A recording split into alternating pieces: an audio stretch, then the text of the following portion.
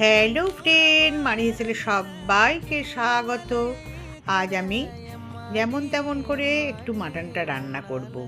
কোনো তরিজুত করে করব না। প্রথমে আমি পেঁয়াজ, রসুন, আদা, টমেটো, কাঁচা লঙ্কা, হলুদ, নুন দিয়ে ভালো করে এটাকে কষিয়ে নিলাম।